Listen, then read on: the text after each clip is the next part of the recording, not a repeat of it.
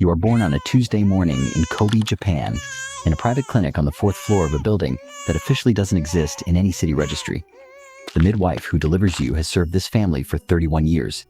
She has never spoken your family's name to anyone outside these walls. The room smells of cedar and antiseptic. There are no flowers. Your father is not present. He is 3 floors below, sitting in a room with 7 men who control the movement of 40% of all methamphetamine entering Western Japan, a meeting that cannot be rescheduled, not even for a birth. One of the men sends up a bottle of 1969 Yamazaki single malt the moment he hears the news. The bottle is worth $18,000. It arrives with no note. None is necessary. Your grandfather is the one who holds you first. He is 73 years old, with hands that have broken things and built things in equal measure. He looks at you for a long time without speaking. Then he says one word to the woman standing beside him, Adarashichi, new blood. She writes it down in a ledger that is not a diary and not a legal document and not quite either. It is simply the record of your family going back to 1823. Your name is the 417th entry. You didn't choose any of this. But 2 centuries of history already chose you before your lungs took their first breath. Your childhood unfolds inside a compound in the hills above Kobe. The main house is traditional. Dark timber, sliding paper screens, a garden of moss and stone that your grandmother tends herself at 5 in the morning, alone, while 2 men with earpieces stand at the gate. The garden took 40 years to grow into its current form.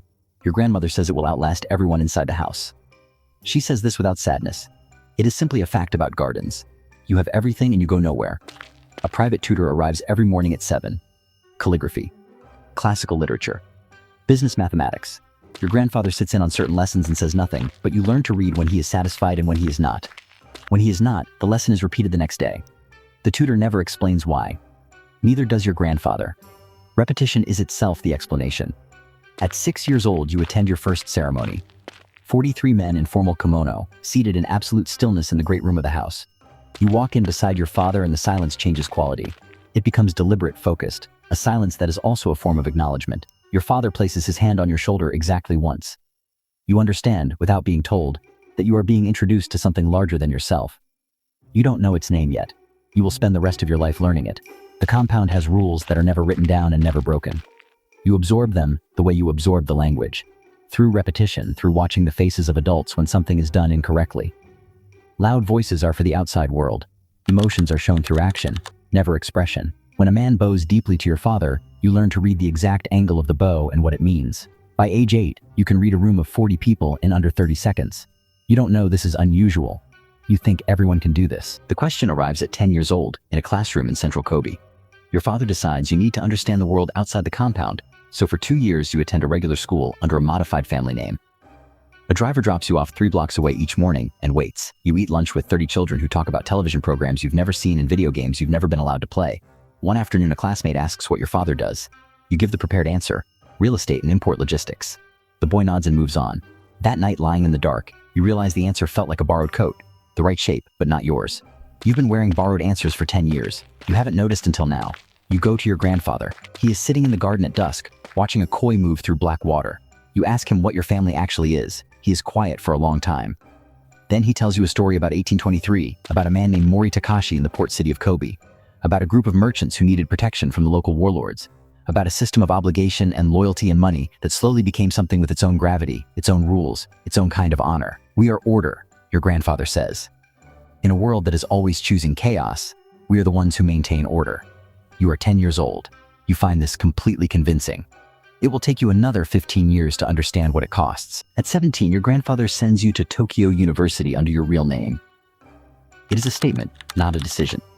His exact words: let them see you. Let them know this family produces scholars as well as soldiers. You study economics and architecture.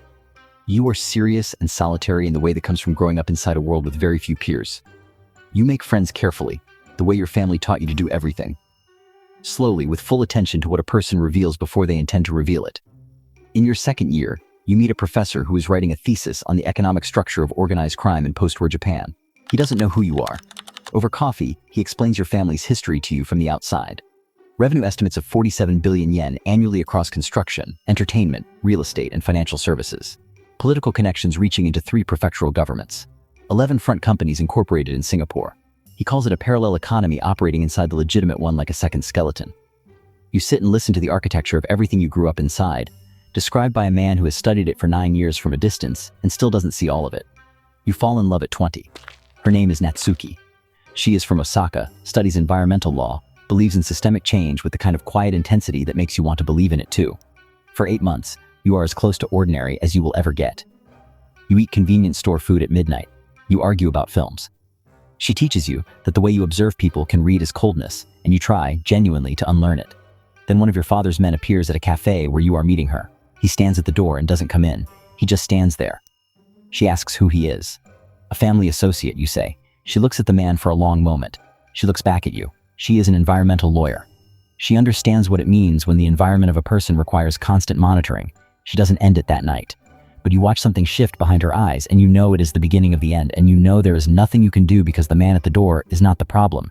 You are the man at the door for everyone you will ever love. She leaves 4 months later. Not dramatically. She simply says, I don't think I can know you and be safe at the same time.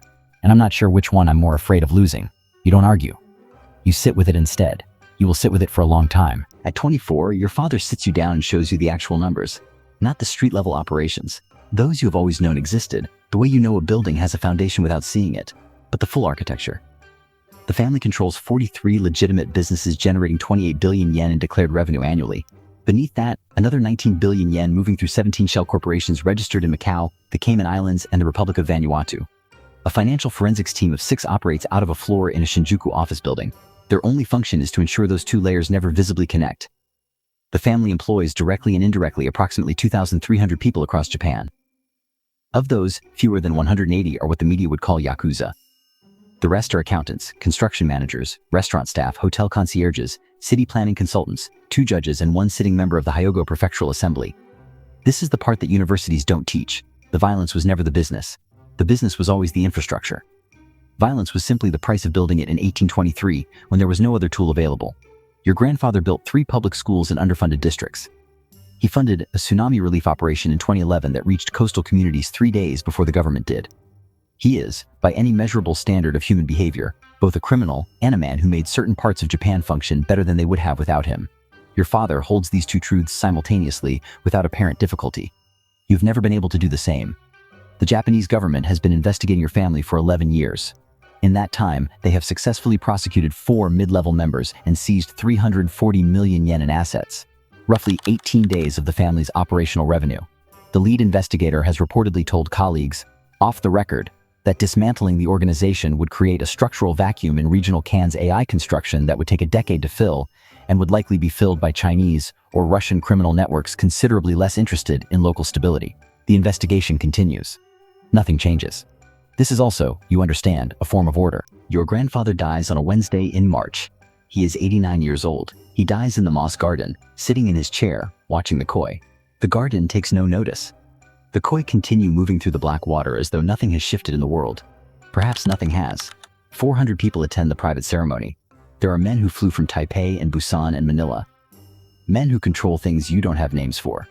They bow at the same angle your grandfather's men bowed to him, and in that angle you read the full weight of what he was. Afterward, your father looks at you across the room, and you understand what the look means, and you feel simultaneously the pull of it and the terror of it and something else. A kind of grief that has nothing to do with death, and everything to do with the fact that you have spent your entire life being prepared for a world that is disappearing. The National Police Agency passed new organized crime exclusion ordinances in 2011. Banks no longer process transactions for known affiliates. Real estate companies are required to screen for Yakuza connections. Insurance firms, hotels, golf courses. The legitimate economy is closing its doors, one by one, to men like your father. The organizations that once numbered 180,000 members across Japan have contracted to fewer than 24,000 in 2 decades. The world that your great-great-great-grandfather built in 1823 because the world needed it. Because merchants needed protection, because there was no police, no banking regulation, no legal framework for dispute resolution. That world has been administered into irrelevance by the very systems it helped stabilize. You are 30 years old. You have a degree in economics from Tokyo University. You understand money laundering better than most forensic accountants and building codes better than most architects. You have been trained since birth in the management of loyalty, obligation, and fear. 3 forces that, it turns out, are not unique to criminal organizations. They are the operating system of every human institution that has ever existed. The skills transfer. What doesn't transfer is the name. You think about your grandfather in the garden sometimes. About the ledger with 417 entries. About Natsuki, who understood the environment of you before you did. About the professor in Tokyo who spent 9 years studying your family from the outside and still couldn't see all of it. You wonder if that's the only position that gives you any clarity.